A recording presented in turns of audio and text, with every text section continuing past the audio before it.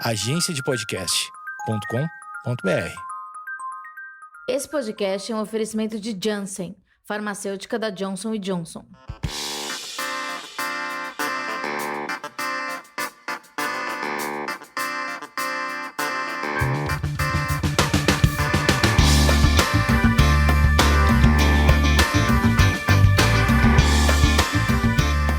Esquizofrenóias no ar, e hoje um dia diferente, porque você está acostumado com o programa na segunda-feira.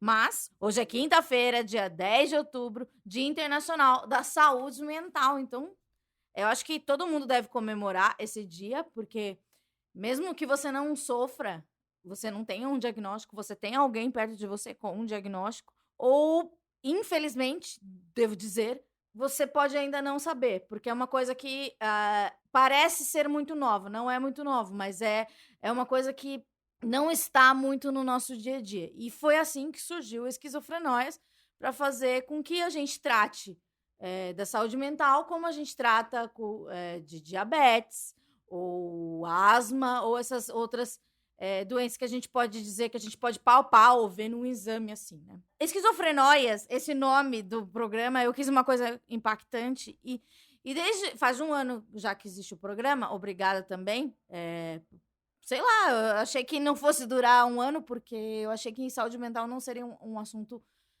que despertasse o interesse das pessoas. Mas, quando eu coloquei esse nome, muita gente achava que era um programa sobre esquizofrenia, que eu era esquizofrênica, ou que eu recebia pessoas com esquizofrenia. Não, na verdade, eu quis um nome que chamasse a atenção, que é uma palavra muito recorrente no vocabulário, que, assim como a gente fala fulano é bipolar sem saber o que é bipolaridade, a gente fala que fulano teve uma atitude esquizofrênica sem saber o que é esquizofrenia. E hoje eu recebo duas mães que têm filhos com esquizofrenias, a Zazá e a Cília. Eu falei certo? Falou. Ai, meu Deus, fico tão preocupada. Falei certo? Certíssimo. Muito obrigada por terem vindo. Tô muito feliz de verdade, porque é um assunto que eu realmente queria tratar e eu tinha uma dificuldade de achar fontes. Não sei como é que eu recebo uma pessoa com esquizofrenia. Eu vou falar rapidinho quem são essas mulheres. A Zazá tem 67 anos, ela é aposentada e tem um filho de 38, o Daniel, que foi diagnosticado, ele foi diagnosticado com esquizofrenia paranoide aos 22 anos. Então, pouco tempo, digamos. Ele passou mais a parte da vida dele sem diagnóstico. Agora tá empatando, né? Tá empatando, 18 anos. Ele é deficiente visual e perdeu total a visão aos 17 anos. Esse trauma emocional foi o gatilho para esquizofrenia. Daí, a partir de 2015, ele está estabilizado, sem sintomas, e você faz parte da Associação Mãos de Mães, a AME, que é AMME. Isso. Oferece aconselhamento para as mães e familiares com pessoas com esquizofrenia. Você coordena um núcleo em São Paulo com 14 voluntárias e na Unifesp, e oferece atendimento para mães com sessão de psicologia, jurídico, assistência social, aconselhamento. O grupo tem 110 mães e famílias cadastradas. O seu filho nasceu deficiente visual? Não, o meu filho é adotivo, e nós não sabíamos os antecedentes dele em questão de saúde.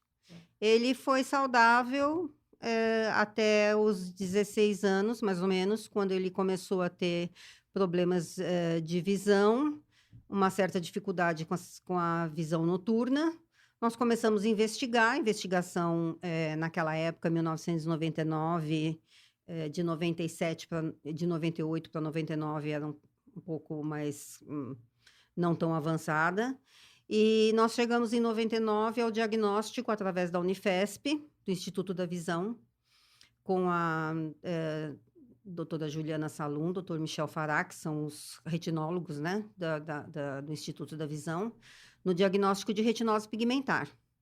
E em um grupo de apoio também a mães e familiares, chamado Grupo Retina, que estava fazendo um trabalho de quantos eram os portadores de retinose pigmentar no Brasil.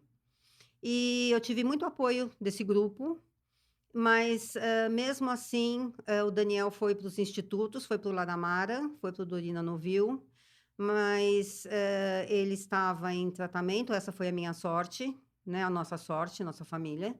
Ele estava em tratamento psiquiátrico para ter um apoio pela perda da visão, quando ele teve o surto psicótico. Ah, então, nesse grupo de apoio, você já recebia um suporte para a saúde mental dele. Eu recebia um suporte para que ele vivesse sem a visão. Certo. Então, Tá. ele teve que reaprender a viver sem a visão. E a família teve que reaprender a viver com um deficiente visual em casa. Como comer, como se vestir, como não pôde mais ir na escola porque não enxergava para ler e escrever.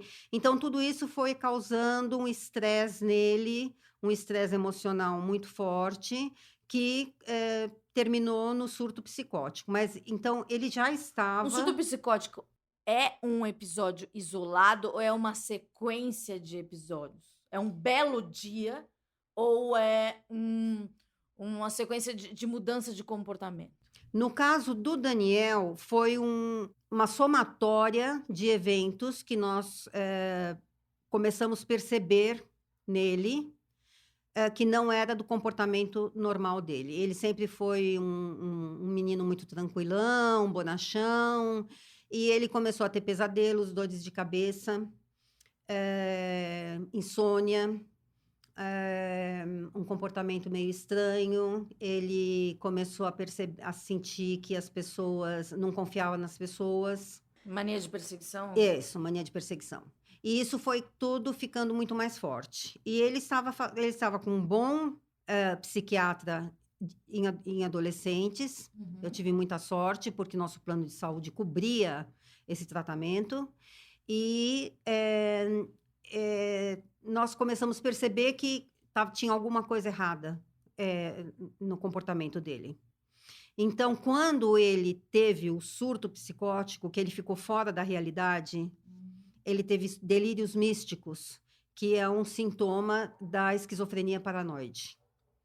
Delírios místicos. Ele fica fora da realidade, ele não vê você, ele vê através de você. Ele só pensa em Deus, demônios, Satanás. Ele tinha... vocês têm uma religiosidade Sim, forte? Sim, nós tínhamos a nossa religião em casa, mas isso é comum em Até todos... em pessoas que não têm não são ligadas à religião. O delírio místico é igual em todo... O sintoma delírio místico é igual em todo o sintoma esquizofrênico do surto delírio místico em qualquer pessoa que tenha esquizofrenia paranoide, que tenha delírios místicos. É incrível. É um sintoma idêntico.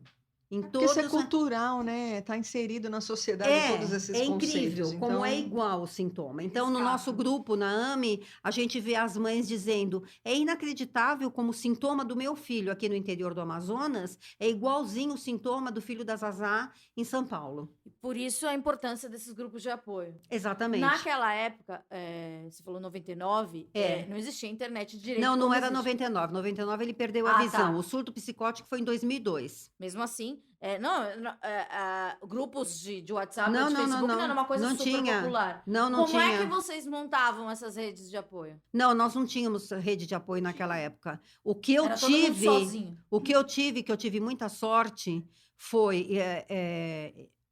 que o Daniel, ele teve no terceiro dia de surto, ele teve indicação do psiquiatra dele de um hospital dia.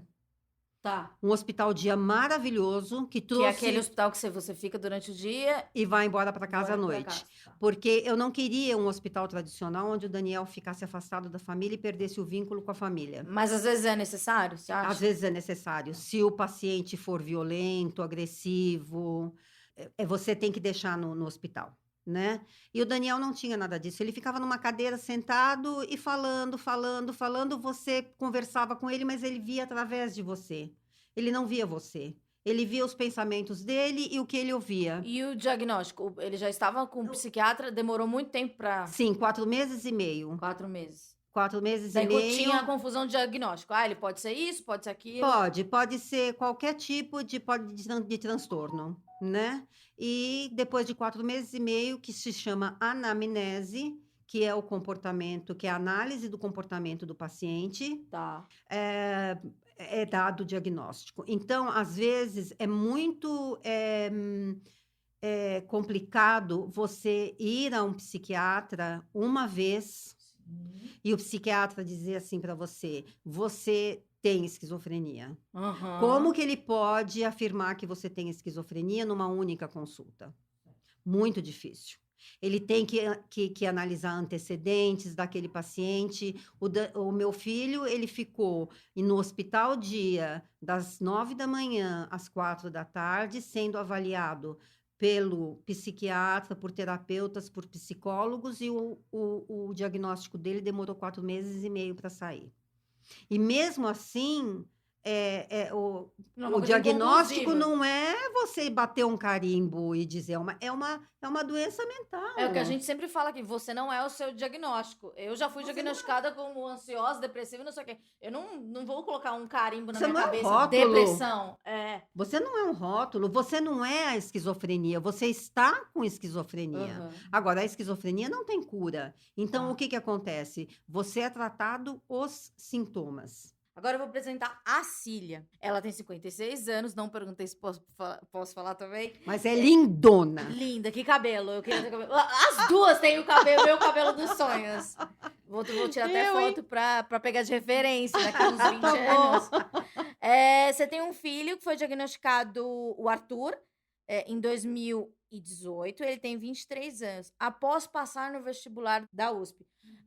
Ele passou por internação domiciliar. Internação domiciliar é a mesma coisa que esse do dia? Não. Como que é ainda? Em casa mesmo, com a gente. Mas daí vem uma equipe de médico? Então, em princípio, o doutor disse que talvez ele nos indicasse, tem um nome próprio dessa pessoa que vem nos visitar, eu já não lembro mais. Tipo um AT, acompanhante terapêutico? É isso, acompanhante terapêutico, exatamente isso. Mas no fim, ele falou: vocês estão se saindo tão bem que eu nem vou indicar nada, continue assim, e assim foi. Que ótimo. E ele faz parte de um grupo de estudo da Unifesp. Sim. E você também é voluntária da AME. Sim. Vamos pensar aqui numa coisa. A gente vive numa sociedade que o maior, pelo menos aqui de São Paulo, é você passar na USP. Tipo, eu acho que o sonho da minha mãe é que eu passe na USP até hoje. Não tem chance, mãe, desculpa. Nem a minha irmã. Apesar da minha irmã nem ouvir esse programa, né? Mas a gente não vai passar na USP, porque a gente já passou da idade e a gente também não quer. A gente vive nisso, que o sonho da classe média, da classe operária, ou da classe rica é ter um diploma maravilhoso. Seu filho conseguiu, que imagino que... eu nunca tentei passar no vestibular difícil, porque eu não gosto de estudar. Mas tem que ter uma disciplina, é absurdo. Ele deve ter estudado muito, se sozinho em casa. Sozinho. Ele não fez cursinho. Ainda é inteligente. O bichinho. Eu estava desempregada e ele queria fazer. E ele devia ter uma rotina absurda de estudo, horas e horas. Sim. Nós compramos um cursinho online para ele e ele fez. E daí ele passou. Só que daí acontece, ele teve, eu posso falar que ele teve um surto? Sim, pode. Só que a sociedade, como um todo, como a gente pode dizer... Como um todo. A sociedade, a gente não vai aceitar que uma pessoa que passou na USP tenha o direito de dar uma despirocada. Tô certo ou não? Uns 2 ou 3 Porque isso aí é o objetivo de todo mundo. Qual foi a reação da família quando percebeu que aquilo poderia ser o fato desencadeante?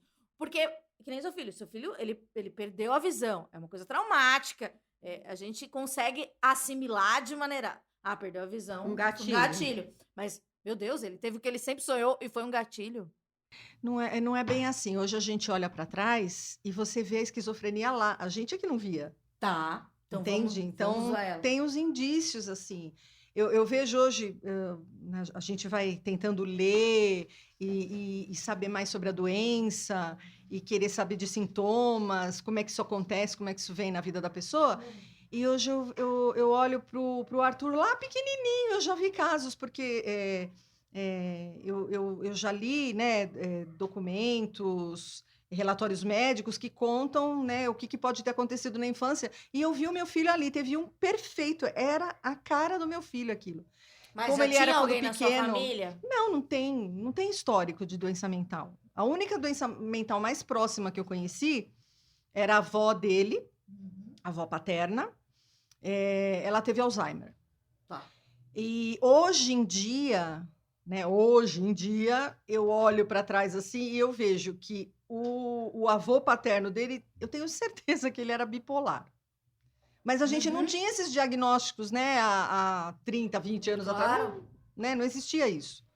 Né? Você falar em psiquiatra, psicólogo já era um horror, né? Imagina Sim. psiquiatra, né? Até, é muito triste, mas até Neurologista, hoje, muita gente... Meu Deus. né? Meu Deus do céu, né? Então, fica assim. Mas eu olho para trás e né? Agora eu não sei se é assim. Eu sei que pode ser hereditário, pode não ser. Pode ser Desencadeado por alguma coisa. desencadeado por uma tristeza, por um sentimento muito ruim, eu não sei. Mas no caso do meu filho, hoje eu olho e eu vejo que estava lá, sempre esteve lá. Mas na época, antes de perceber isso, vocês achavam que era um belo dia, Não, ele estava transformou. assim. Hoje a gente sabe, né, que ele já não estava bem fazia muito tempo, né? Mas ele estava morando com o pai, então eu não sabia das Tá. coisas que estavam rolando por lá, né? Tá. Mas quando ele veio, finalmente, o pai dele se mudou para o interior e ele estava lá, não conseguia emprego, estava muito chateado. Aí ele veio pedir para a gente: olha, posso vir morar com vocês de novo? A gente teve uns problemas aí no passado, né?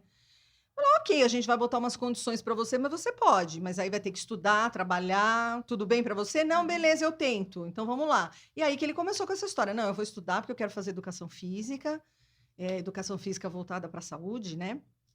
E pensava até, de repente, se ele ia fazer fisioterapia, né? Não muito ligado com esporte, mas ele, por si só, desde pequeno, é um esportista, ele sempre praticou esporte. Naquela época, um pouco antes dele ir para o interior, ele dava aula de parkour, muito ligado na forma física, muito vaidoso, cuidava de tudo que comia, sabe? Bem assim. Então tá, e aí fizemos esse acordo e ele foi lá para casa e começou, né, com essas coisas e tal. Ele já tinha ficado um tempo na igreja evangélica, daí eu imagino que já naquela época ele teve um surto, mas a igreja deu uma segurada, não sei como, não sei explicar. E, enfim, ele conseguiu, né, restabelecer uma rotina tal normal. E aí ele veio para casa, né, passou esse ano estudando, tal, passou no vestibular. Quando chegou no final do ano, ele estava muito esquisito, assim. Ele estava muito murcho. A gente achava que era porque ele achava que não ia conseguir passar no vestibular, né? Porque a USP é a USP, né? Sim. E aí ele fez também o Enem, mas no Enem ele não foi muito bem, então ele estava meio desanimado, né? Aí virou o ano, tudo bem. Quando chegou, né? Saiu mesmo o resultado. Gente, para mim foi uma das sensações mais maravilhosas que eu já tive na vida, porque é aquilo que você falou, né? Que quem é o pai e a mãe que não quer que o filho passe no vestibular e entre na USP, né? Poxa Claro. vida. E aí ele teve uma reação muito estranha, muito morna para quem passou, né? E a gente falou: mas Arthur, qual que é? Aí ele cismou que ele tinha escolhido o curso errado e que aquele não era o curso para ele. E a gente: mas como, Arthur? Então faz o seguinte, ó, você vai lá, começa a fazer, né? Depois você muda de curso, você pode fazer isso, né? Aí ele se conformou com essa ideia e tal, a gente foi para fazer a matrícula, e teve aquela folia toda, e pintaram o USP na cara dele, sabe?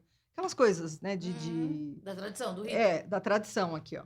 Aí ele fez, né, fez a matrícula e tal, começou a cursar, mas aí ele começou com essa história, porque eu não vou... Aí um amigo dele estava se dando muito bem numa tal... É uma dessas empresas aí que é tipo pirâmide, né? Então você vai colocando pessoas, não sei o quê. E esse amigo dele estava se dando muito bem. Então ele dizia pra gente que ele ia largar a faculdade, que Deus estava dizendo para ele que aquilo não era para ele, a faculdade, que ele tinha que ir para essa Como é que chama esse empresa. negócio que você me ensinou Místico. Delírio místico. Delírios místico. místicos. Tá, já.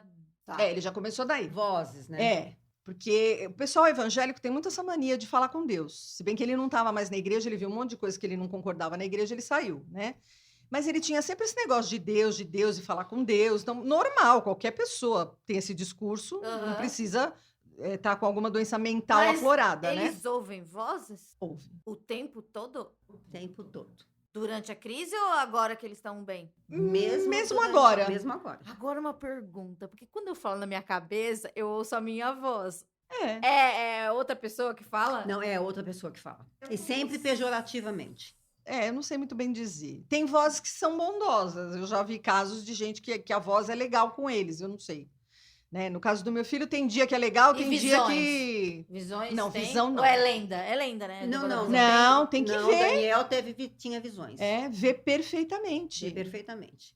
E eles não conseguem definir a realidade. Não consegue dissociar. E você também não pode, você não pode entrar na realidade deles em casa, mas também você você invalida aquilo, você não tá vendo isso. não, você isso não não. pode entrar na realidade deles, Aham. mas também você não pode dizer que ele não está vendo. Então você tem que afirmar para ele, isto é um sintoma da sua Isso. doença. Exatamente. Isto Racionalizar é todo o processo. Racionalizar Exatamente, tudo. racionalizar Porque tudo. senão eles não aceitam a doença. Tá. Em quanto tempo eles demoraram pra aceitar a doença? E quanto tempo vocês demoraram também? Eu aceitei de imediato porque eu tive muito apoio do hospital de onde ele estava. E o teu filho? O Daniel também. Aceitou imediatamente. E o Arthur? Eu e o meu marido, a gente aceitou imediatamente. Tá. E ele, a gente achava... Porque assim, a gente foi para uma consulta, o psiquiatra, ele disse pra gente, na primeira ele já viu o que era. Mas ele falou, eu não queria assustar vocês. Então, ele só foi contar pra gente na terceira consulta. Mas ele só falou na terceira consulta porque o Arthur, ele ainda tentou ir para a faculdade, cursar. Ele ficou uns 3 meses, coitado. Mas aí chegou uma hora que ele não aguentava mais. Por causa das vozes, por causa do desejo de se suicidar. Então, ele ficava imaginando como que ele podia fazer. De repente, ele podia se jogar debaixo de um caminhão, ele podia se jogar no trem, no metrô. E ele verbalizava tudo isso pra vocês? Sim, porque desde o começo... A gente sempre lidou com a verdade, entendeu? Uhum. Eu não sei como, foi, acho que meio instintivo, sei lá. Então, a gente não esconde nada. E ele também não escondia nada. Então, ele falava abertamente. O que você está sentindo? Pode falar com a gente. Ouvir uma coisa dessa. É horrível. É muito triste você ver seu filho falar para você, eu quero me suicidar, eu vou me atirar daqui. A gente mora no 12º andar. As vozes diziam para ele que não tinha mais solução à vida dele. E que ele tinha que se jogar de lá. E o tratamento? O tratamento é via oral? Tem também um tratamento com injeções? Tem. Como é que é Hoje em isso? dia tem injetável. Ele começou no oral, um remédio clássico que todo mundo acho que Mas toma, né? assim, a minha experiência com depressão e ansiedade, eu sei que todo mundo tem uma resistência, acha que vai te fazer mal, etc. Eles aceitaram bem. Tranquilo. Assim, ele no começo ele não queria muito acreditar que era uma doença. Ele falava, mas se você tá falando que eu vou na sua, Tá. né? Mas ele não acreditava que era. E assim, como que ele começou a perceber? Porque depois de muitos meses, a gente tinha... Era uma rotina muito insana. Todo dia, a gente tinha que convencê-lo de que aquilo que a voz estava falando não era verdade. Então, ele vinha com o discurso que a voz punha para ele e a gente começava a contrapor. Um por um. Olha, isso daqui não dá certo por isso daqui não vai ser também por isso daqui também não faz sentido. Para pensar, não faz sentido. Aconteceu isso que a voz te falou? Por exemplo, o Daniel Aí, dizia... depois de um tempo, né, depois de 1, 2 meses, fala assim, para pensar. Tudo aquilo que a voz falou para você ali, aconteceu? Aconteceu? Não. Aí, Não. Porque o delírio não é uma coisa... tipo, vem, só que ele tem a memória, porque pode ter... Tem, apaga. não, tem a memória. Não, tem a memória. Tem a memória. Tá. Você falou que o Daniel falou alguma coisa? Não, por exemplo, o Daniel dizia assim, o demônio me disse que, por exemplo, quando a minha filha estava grávida, ele teve uma crise. Não foi um surto, foi uma crise, foi um surto leve. E ele dizia, o demônio me disse que a minha irmã vai morrer e a bebê vai morrer. Então, ele ficou os 9 meses de gravidez da minha filha, dizendo que o bebê ia morrer, que a minha filha ia morrer, que o bebê ia morrer. Quando nasceu a minha sobrinha, uma linda, maravilhosa, minha filha também linda, maravilhosa, eu falei para ele, então, Daniel, cadê a voz? Era bem assim que mesmo. Você prova que Sabe? é uma viagem. Sim. Sabe, Daniel? São sintomas da doença. E o tratamento? Como eles se tratam hoje? Medicamentoso. Você tem que acreditar, o teu filho tem que acreditar, o teu familiar. Aí entra a família.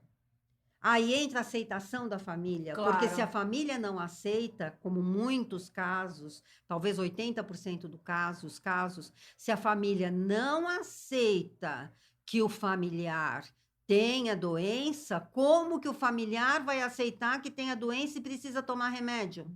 E o aceitar não é acreditar que ele tem a doença, é porque o meu filho, porque eu.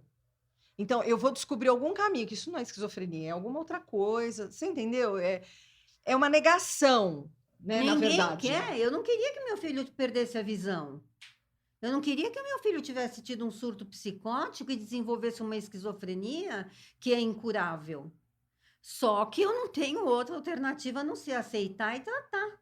E buscar o melhor tratamento para ele, como a Cília disse. Eu, nos 14 anos que o Daniel ficou na clínica, no Hospital Dia, no contato que eu tive com os profissionais da clínica, pelo que a Cília conta do caso do filho dela, eu sinto que a pressão dele estudar numa USP foi tão grande que ele pensou, eu não vou conseguir estudar numa USP. Entendeu? E ele já vinha com alguma coisa lá atrás, com algum sintoma de negatividade na vida, que quando ele veio com aquela responsabilidade de ter que enfrentar uma USP, ele preferiu surtar. Para não aceitar aquela responsabilidade de ter que estudar na USP. Aqui a gente tem um dado que fala... entre 40% e 71% das pessoas com esquizofrenia, elas não seguem corretamente o tratamento. O quão prejudicial é isso? Nossa, é tudo. Porque eu vejo, por exemplo, meu filho, assim, a Zazá também, né, que teve um acompanhamento médico, que seguiu todas as recomendações, que fez o possível e o impossível para buscar mais outras tratamentos, eu não digo alternativos, mas paralelos, tudo que for bom, Que eu vou acrescente, que colocar agregue. Tá. nesse caldeirão aí para ver, né, ele Sem evoluir. esquecer que o tratamento é medicamentoso e tem psicoterapia também. Também, sempre. Vocês são... Na realidade, o tratamento da esquizofrenia é um tripé. Então, você tem que ter o psiquiatra com o tratamento medicamentoso, você tem que ter o apoio psicoterápico com a psicóloga e você tem que ter o apoio da família. E a família, ela acaba precisando de um apoio psicoterápico também. Provavelmente, com certeza. Se aquela mãe, aquele pai, aquele irmão não dão apoio para aquele paciente, o psiquiatra e a psicóloga não conseguem trabalhar. Outra coisa que me deixou, assim, que eu gostaria que vocês me explicassem, é que as recaídas ocorrem aproximadamente 80%, em 80% dos pacientes com a doença em 5 anos. Seu filho já tem mais de 5 anos com a doença. Como que é essa da recaída? Então, essa falta de apoio e da aceitação, a falta de aceitação da doença. O que é a esquizofrenia? A esquizofrenia é uma produção exagerada de dopamina. De dopamina e a sinapse que não é feita no cérebro. Tá. Então, os hormônios... Os neurotransmissores não absorvem? Eles não ligam, eles não fazem a ligação. Cada vez que você tem um surto, aqueles neurônios têm um curto-circuito. Você perde não sei quanto por cento de cognição e de neurônios do cérebro. E aquilo você não recupera mais. Né? Então, quanto mais surtos você tem, mais doente você fica. Mais você tem perda cognitiva, mais você tem perda cerebral, de neurônios no cérebro e tudo. Então, o que os psiquiatras eles pedem? Que você mantenha o paciente o mais possível tratado com medicamentos para que ele não tenha o segundo surto, nem o terceiro surto. Agora, tem mães que nós temos no nosso grupo, que os pacientes já tiveram 18 surtos, 20 surtos, 25 surtos. Essa pessoa vai ficar, daqui a pouco, não tem, é um pé de alface. Vocês percebem que isso daí tem a ver também com a aceitação. Ok, ele tem uma condição. Sim, porque não tomam a medicação. não aceitam a Mas medicação. tem uma outra questão muito importante que eu vejo, por exemplo, por sorte não é o caso do meu filho, não é o caso da Zazá, mas Nós até questionamos, eu e a Cília, se nós éramos as pessoas indicadas para estar aqui hoje. Porque Por quê? Carismáticas, bonitas, cabelos maravilhosos.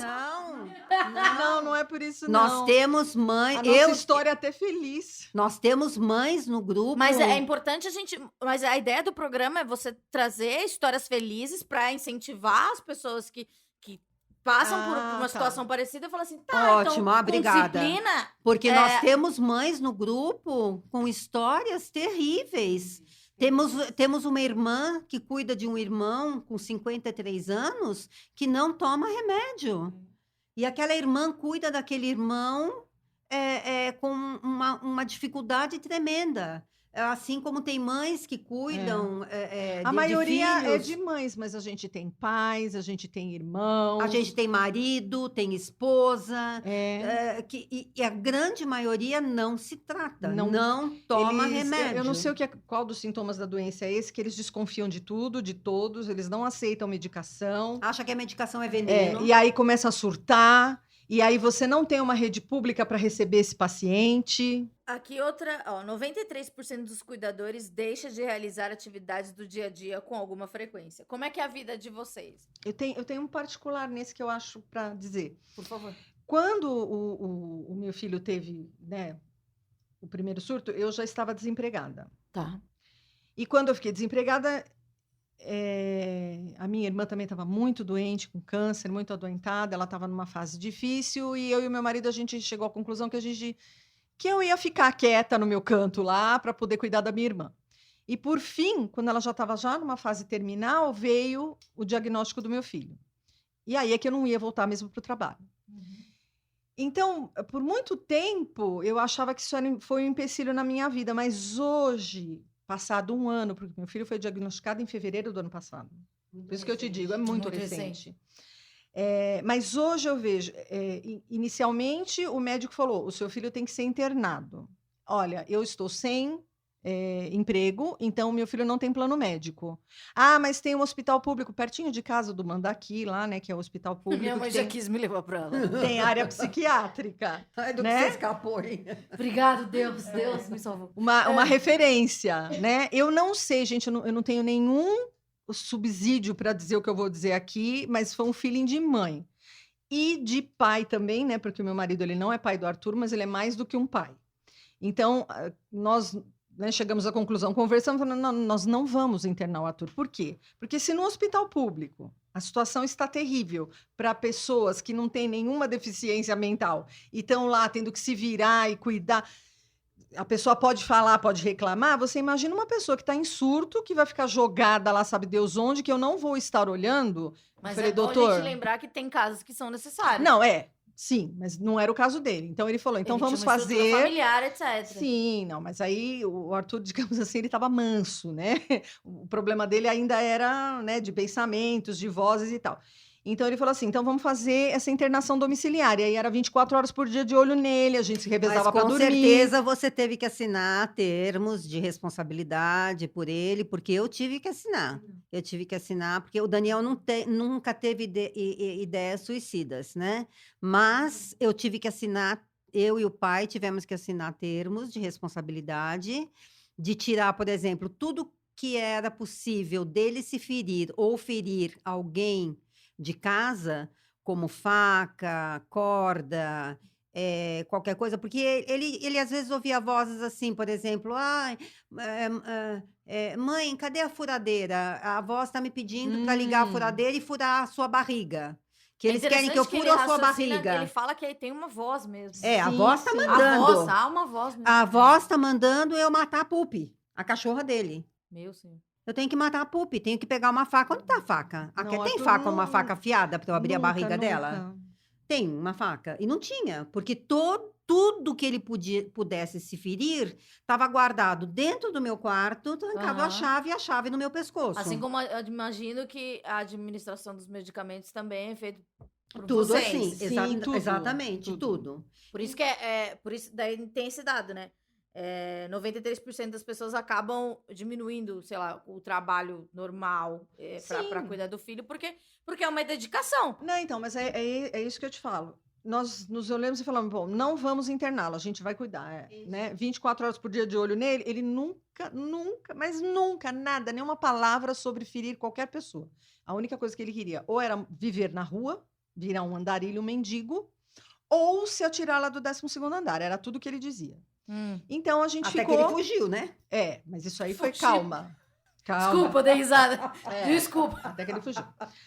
Mas ele nem estava em surto, assim. Jesus Mas eu acho que a amado. fuga, ela faz parte do processo da Faz da porque doença. ele dizia mesmo, né? Então, Mas assim, nós achamos logo. Se nós não estivéssemos ali por ele, 24 horas do lado dele, dizendo, e era assim mesmo, o quanto a gente ama, o quanto ele é importante, o quanto nós queremos o bem, tenha paciência, porque os remédios demoram um pouco para fazer efeito, você vai ter uma vida normal de novo, vamos fazer tudo para te amparar, você não vai ficar sozinho, estamos aqui com você o tempo inteiro. Era assim todo dia. Todo dia. É um mantra. Todo dia. É um mantra. Todo dia. Paciência. Um Muito mantra. abraço, muito beijo, muito carinho. Você é meu tesouro, você é a coisa mais importante da minha vida. Todo dia. quando- Cloridrato de paciência. Sabe onde Amo compra? Sabe onde compra? Cloridrato de paciência. São cápsulas. Se vocês souberem onde compra, me avisa. Por favor. Mas aí aconteceu uma coisa maravilhosa na minha vida. E, né, nessa briga dele o dia inteiro, né? Como é que vai a voz, não sei o quê, não sei o quê. Eu não conseguia... não sei se vocês já passaram por isso, de não ter futuro. Eu só podia Minha filha, imaginar... eu tenho depressão, comecei a ver perspectiva no meu futuro faz 2 anos. Então, né? Mas eu era aquela pessoa ansiosa que já queria viver daqui 20 anos, né? Sim, nunca Eu fui consegui. obrigada a só olhar para o dia, porque eu não sabia amanhã como é que ia ser. Tá. Então, não tem sonho, não tem planejamento, não tem viagem, não tem fim de semana. Esquece, você vive o dia. Graças a Deus, eu fui dormir e o meu filho está vivo aqui, não se atirou, não fugiu. Era assim, né? Medicação, você falou que demora um tempinho, isso é Demora. normal, lógico, porque é no cérebro, até achar a dose, etc. Quando vocês perceberam que estava fazendo efeito, foi tipo, falou, isso é mágico? Como que é? Não é. Imagina, quem dera. Ele só ficou um pouco mais calmo e menos desesperado, porque ele chorava muito. Que ele falava, mãe, vai acontecer. A voz está dizendo, vai acontecer. E a gente, não, meu filho, não vai, eu tô aqui. Eu sei que você está ouvindo, eu não duvido de você, eu sei que você não mente para mim, mas isso são pensamentos que você não consegue dissociar da realidade. Para você parece uma voz, meu filho, mas isso vai passar. Isso vai passar. A gente abraçava então é aquilo, a ele, mesma isso coisa da vai depressão. passar. O medicamento, ele faz com que você levante da cama, ou que você, Isso. no É o caso sintoma. deles, organize um pouco melhor essas vozes e Isso. pensamentos. Mas a psicoterapia e essas reafirmações que são imaginação, não sei como falar, você tem que... É um tratamento contínuo, não é só o remédio também. Não, é tudo, é tudo. Mas é aquilo que ela falou. Eu vejo hoje, se eu tivesse um emprego, eu não ia abrir mão do meu emprego para ficar em casa cuidando do meu filho. Eu não faria isso, eu acho. Eu fiz. Como que foi essa decisão? Eu fiz. Mas foi antes, foi quando ele perdeu a visão. Tá. Foi quando ele perdeu a visão, porque você tem que mudar completo. Você tem que.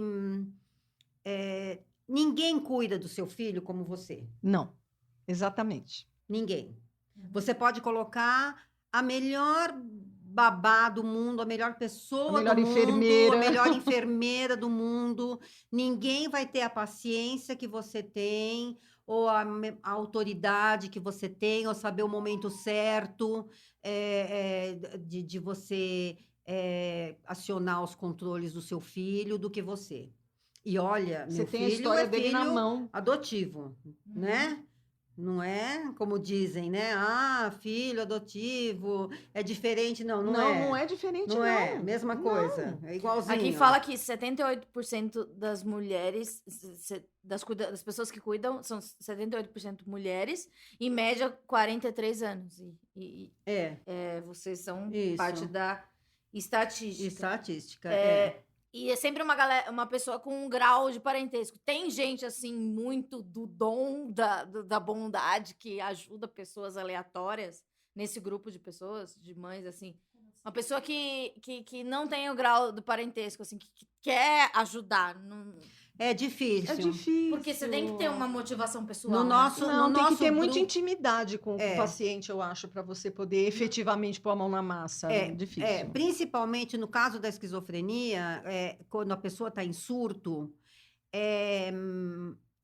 funcionária da sua casa tem medo. Claro. Então, as primeiras que vão embora. A família se afasta um pouco, porque tem medo que seja chamada para ajudar. Então, a família também se afasta um pouco, em qualquer nível social. A gente percebe também que em qualquer nível social, o primeiro que se manda é o marido.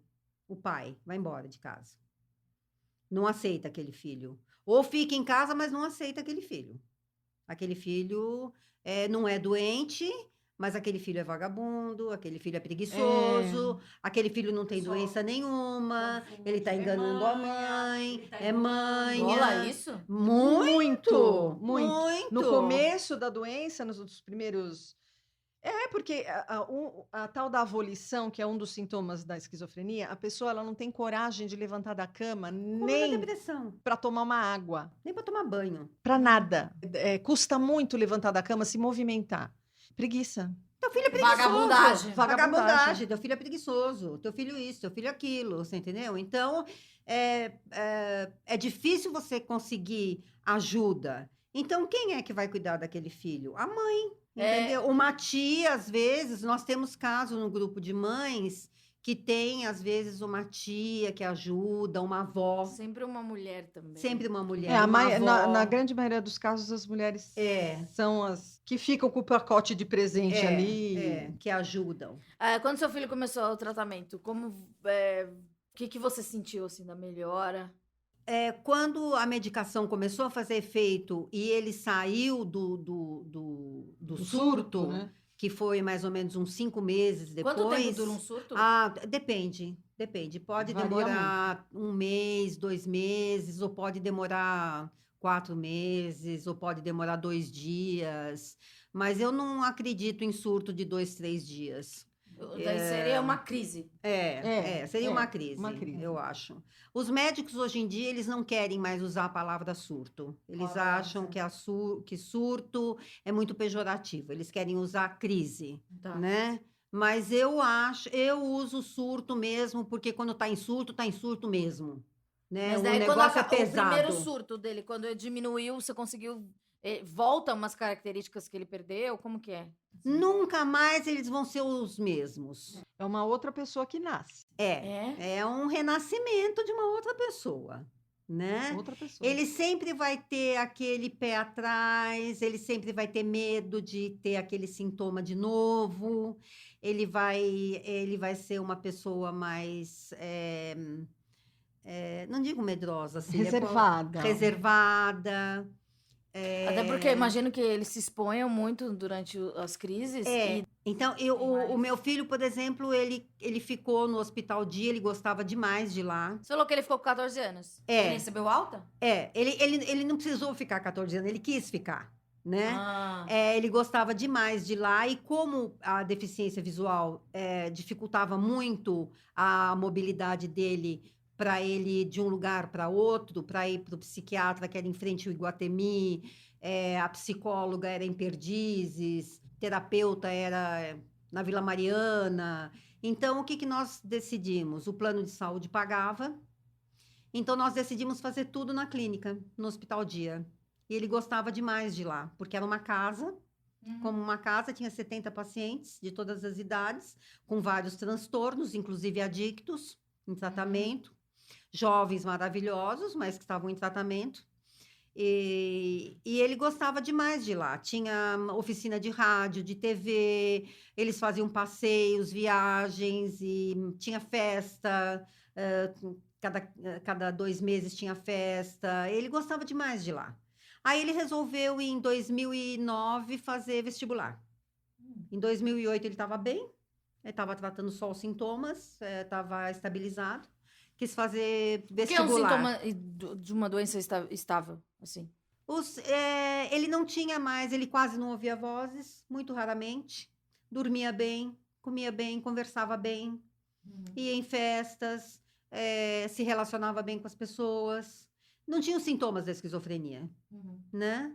E aí ele resolveu fazer vestibular, 2009. Aí ele fez vestibular, passou para direito, fez 2 anos de direito. Não gostou, porque tinha muitas leis, as leis mudavam muito, não tinha muito material para deficiente visual. E aí começou a aparecer os programas de computador para deficientes visuais. E quem mais tinha, o departamento de história tinha muito material para deficiente visual, então ele prestou faculdade para história e passou em 2011. Então ele se formou em história em 2014. E ele ia na clínica, no Hospital Dia, em vez de todo dia, ele começou a ir segunda, quarta e sexta, depois ele começou a ir de terça e quinta. E depois ele começou a ir um dia por semana. Aí quando chegou em 2014, que ele se formou, aí o psiquiatra, dono da clínica, falou, pronto, agora você está com o pé fora, não queremos você mais aqui. Chega. Aí ele prestou concurso para professor do governo do estado e passou. Né? E de lá para cá ele E ele mora com você? Mora sozinho? Mora comigo, ele quer morar sozinho. E a vida amorosa? Então, ele teve 2 namoradinhas, mas ele não quer ter filhos, ele quer fazer, como chama? Vasectomia, ele não quer ter filhos. E ele disse que ele acha que vai ser difícil ele arrumar uma namorada que queira casar e que não queira ter filhos. Mas ele não pensa que uma namorada pode rejeitá-lo porque ele tem uma condição. Não, isso não. Ele já legal. teve 2 namoradas bacanas, e uma ela que terminou, outra ele que terminou. E agora com 40, ele está com 38, e a psiquiatra disse que com 40 anos ela vai autorizar ele fazer a vasectomia, né? E ele quer levar a vida dele sem... Ele diz que ele não vai ter... Assim, que ele não tem disponibilidade para educar filhos, que ele tem as sobrinhas dele, que são afilhadas dele, 2 meninas, a minha filha quer ter outro filho, e ele está feliz com a vida dele, ele faz algumas atividades durante a semana. Assim, quando a gente tem depressão, a gente muitas vezes acha que fala, agora eu tô bem, vou parar de tomar o remédio. Nunca. Como Daniel que é pensa isso? em parar Não com- pensa. Não. É um tratamento contínuo. Não. Ele fala para nós, ele diz assim, eu nunca vou parar de tomar o remédio, porque eu prefiro morrer do que ter outro surto. Ele diz, eu nunca mais quero ter um surto na minha vida. E ele teve um surto só na vida. Só foi um. Só foi um. Ele disse, eu fui para o inferno e voltei. E eu nunca mais na minha vida vou parar de tomar o remédio. Ele vai sozinho de bengala, ele usa bengala. Ele vai sozinho na farmácia de alto custo buscar a medicação dele. Ele vai sozinho... ele estava fazendo cursinho para psicologia, agora acho que não sei, vai desistir. Porque era muito longe, acho que vai desistir. Ele chegava muito cansado em casa. E ele vai sozinho fazer as atividades dele, vai e volta de ônibus, de metrô, viaja. Você entendeu porque a necessidade de vocês estarem aqui? Porque você é um case de sucesso, você também. Apesar de você só ter 1 ano de tratamento, vocês têm a oportunidade de mostrar para as outras mães, para as outras pessoas. Não, a Cília é assim um Oscar. Sim, porque merece. Ela é um Oscar da esquizofrenia, você entendeu? porque assim a gente consegue mostrar os exemplos, porque pelo mas que eu entendi, tudo porque que eu tava ela tem estudando tudo. aqui, A Cília tem tudo. Ela tem 1 ano de esquizofrenia. Ela tem o filho num programa maravilhoso. Sim, é isso que eu ia dizer. Então, eu fala. só tenho uma grande diferença aqui comigo, que eu vejo assim. Eu tive uma sorte, e aí nisso eu vou colocar a minha fé, porque ela me acompanha e eu tenho que dizer. Mas porque você foi atrás também, né, amiga? Tudo bem, eu fui atrás, mas não teve um dia que eu não fui amparada no que eu pedi, o que eu precisei. Então, assim, a minha comadre veio, eu não tinha condição nem de fazer pesquisa na internet de ver o que era esquizofrenia e o que eu ia fazer. Ela veio e falou assim para mim, Cília, eu fui procurar com a minha psicóloga, procurei na internet, tá aqui, tem um grupo chamado Mãos de Mães no Facebook, vai lá. Aí eu falei, eu não acredito nessas coisas de Facebook, de associação para mim. Isso sempre foi, eu acho que é uma Olha, coisa... a resistência inicial. Eu achava assim que... A negação. eu acho Não que é é coisa só para resistência. aparecer e que não funciona, né? É a negação da aceitação, né? Não, assim, associações de maneira em geral, eu Tá. não acredito, né? E aí eu falei, bom, tá bom, eu vou ver. Mas como foi ela que falou, eu falei, não, eu vou, né? E aí eu fui, né, e encontrei o Mãos de Mães, né? O que é o Mão de Mãe? O Mãos de Mães é um grupo no Facebook, justamente que foi criado pela Sara Nicolelli, de Curitiba, ela é de Curitiba, né? Que ela convivia já com esquizofrenia há anos do filho dela, há 10 anos, eu acho.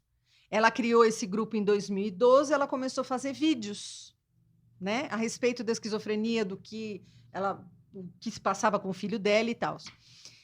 E eu conheci esse grupo ano passado, né? Mas aquilo para mim foi maravilhoso. Eu falei, gente, que coisa, né? E eu vi um vídeo dela, assim, que ela estava da cozinha da casa dela, com o cabelo assim, sabe? Toda Simplicidade. despojada. Toda despojada, aquela coisa assim. E eu falei, nossa, né? Gente de carne e osso que tá sente as mesmas coisas que eu, tal. E ali fui vendo o Facebook e eu descobri que existia um grupo de WhatsApp. Aí eu pedi para a Sara, né? Escrevi lá no Face, e ela me colocou no grupo do WhatsApp. Ali no grupo do WhatsApp, para mim, foi maravilhoso, porque parece que abre uma janela assim e você vê tudo. Então, você vê aquelas mães relatando o dia a dia delas, como é que era. Então, eu pude me encontrar. Aquilo para mim foi maravilhoso, porque eu falei, gente, eu não estou só. No grupo de WhatsApp, acho que nós temos quase 800 mães. Hoje. Mas quando eu entrei, tinha acho que 250, nem isso quando eu entrei. E aquelas mães começam a falar e você vai vendo. Então, você vai vendo como é que a esquizofrenia funciona, que para cada paciente é uma coisa diferente, mas em alguns casos é parecido com o do seu filho. Sabe, ali você vai se aculturando, você vai... Muita informação, a Sara põe muita informação no grupo pra gente, e a gente tem gente que é voluntário ali no grupo, né, que traz muita informação, e ali foi que começou a mudança da minha vida, porque é aquilo que eu falo, foi sorte ou não foi sorte, eu não sei, mas eu estive em mãos muito responsáveis. O Mãos de Mães é um grupo muito responsável. Ali no Mãos de Mães eu encontrei uma pesquisa de um remédio novo injetável. E assim, no Mãos de Mães, as mães, os relatos das mães é de cortar o coração. É muito triste. E assim, era isso que eu queria colocar, era isso. Então, assim, as mães, elas vivem muito aquela dor, mas tinha uma voz ali no grupo, que era esta moça Zazá aqui, que ela dizia, mães... Tenham paciência, fé no tratamento. Você tem que seguir o que o médico fala. O seu filho precisa de terapia, o apoio da família é fundamental. Vai dar certo. Vocês têm que dar tempo ao tempo. E eu gostava muito de ouvir o que ela falava, porque o que ela falava, falava comigo. Era o que eu estava buscando. E até quando foi para eu entrar na pesquisa, eu lembro que eu a procurei. Eu não conhecia a Zazá pessoalmente. Eu falei, Zazá, tem essa pesquisa aqui que veio no grupo, eu queria colocar meu filho, mas eu fico com medo, meu filho é ratinho da Índia, o que eu estou fazendo? E ela falou, não, Cília, eles são muito responsáveis. Porque o psiquiatra não foi favorável. Ele disse, para quê? Ele não está bem com o remédio, mas ele não estava bem. Ele vivia no outro planeta, ele olhava através da gente, ele parecia um robô em casa. E eu falava, tudo bem, eu aceito a doença, estava tudo certo, eu não estava negando, não era nada disso. Mas eu falava, gente, se tem algo que possa trazer vida para o meu filho de novo, por que eu não vou tentar? E aí eu falei com ela, ela me deu estoque, falei, quer saber? Eu vou. Meu marido, né, também sempre, meu marido, nossa, tudo que foi feito, éramos nós três ali. E ele sempre muito preocupado com o Arthur, então tudo foi discutido, inclusive com o próprio Arthur, a gente nunca fez nada sem falar com ele. Por quê? Porque eu via lá no grupo que eles têm essa desconfiança da família, né? Então a gente fez esse pacto de verdade. Olha, eu só vou falar para você a verdade. Nem que seja... Eu não vou mentir nem para te agradar, Arthur. E você vice-versa. Você vai me dizer tudo o que está acontecendo com você. E ele falava mesmo, ele falava, olha, mãe, eu tenho vontade de me matar, mas mostrando para mim que as vozes nem sempre estão certas, até agora vocês têm mais razão do que elas. Então eu tô dando esse voto de confiança. Ele falava mesmo, abertamente. Para as pessoas da família, a gente não escondeu de ninguém, sabe? Quando veio realmente o diagnóstico, a gente tinha certeza que era a gente foi falando para quem, né, apareceu e queria saber. E aí, mas a gente ficou muito ali, os três sempre, muito isolados ali, né? Porque ele também não se sentia vontade de ir para casa de ninguém, de ver ninguém, de sair, né? Nada. Eles, na grande maioria, eles não gostam muito de sair da rotina. Uhum. Então, eles querem uma rotina mais ou menos que dê segurança para eles. Então, eu sinto muito isso no Daniel, né? Por exemplo, e também, se você sai da rotina, cria expectativa neles. E a expectativa causa ansiedade. E a ansiedade pode causar uma crise. Então, com o tempo, você aprende isso. Então, por exemplo, se eu vou viajar fim de semana, eu conto para o Daniel que eu vou viajar na hora que eu acordo ele, depois do café. Eu falo, Dani, então, olha, pega a sua escova de dente, sua necessaire, que nós vamos passar o fim de semana na praia. Bom, gente, a gente aprendeu muita coisa nesse programa, eu só tenho a agradecer. É muito incrível ter a oportunidade de aprender dessa forma. Igual eu já falei aqui, é um programa educativo, a gente tenta fazer da forma mais didática e da forma mais humana e mais presente. Qual o recadinho que você queria? Agora é o momento, recadinho. O recadinho que eu e a Cília queremos passar é sobre a AMEN, sobre a Associação Mãos de Mães, né, de pessoas com esquizofrenia. Que ela já tem 1 ano de oficializada e que a Sara está há 10 anos já no Facebook com a página da Mãos de Mães e com a página dos Filhos Amados com esquizofrenia. Sim, é possível conviver, né? É uma página de aconselhamento para mães e familiares. Nós temos atendimento pessoal em Curitiba e temos também na Fazenda Rio Grande, que é como se fosse São Paulo, São Bernardo. E temos também aqui em São Paulo, como você falou, com psicólogos, advogados, terapeutas, mas eu já não estou mais nesse grupo. Eu só estou atendendo no virtual. Em função de uma série de fatores, eu não estou mais nesse grupo. Fatores pessoais meus.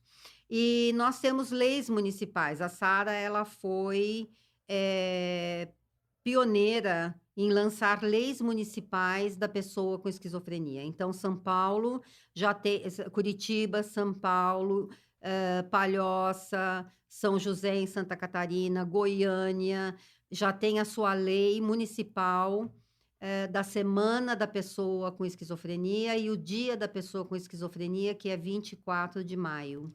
Uma pergunta, eu já entrevistei uma mãe de uma menina com autismo, ela disse que as crianças com autismo, elas têm, aqui em São Paulo, elas têm o direito de pegar aquela van Isso. que é roxinha, isso, para ir até os tratamentos. Uma pessoa com esquizofrenia também tem esse direito. Nós temos o direito, e agora, no dia 30 de outubro, a Sara vai estar em Brasília, onde nós vamos defender e apresentar a lei federal instituindo a semana de 20 a 27 de maio como a Semana Nacional de Conscientização da Pessoa com Esquizofrenia. E o dia 24 de maio como o Dia da Pessoa com Esquizofrenia.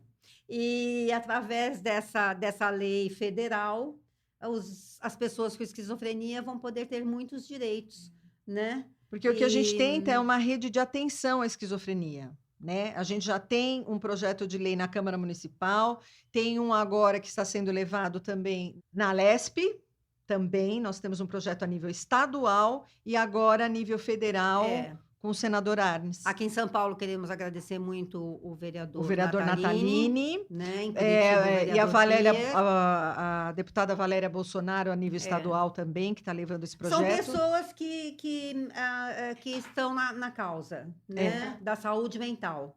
Certo. Não só da esquizofrenia, mas também como da saúde mental, e a gente tem que agradecer muito, porque é uma batalha muito grande. Nós precisamos de leitos para atender as pessoas com esquizofrenia, com síndrome do pânico, pessoas com crises de esquizofrenia que são negadas atendimento em hospitais gerais, né?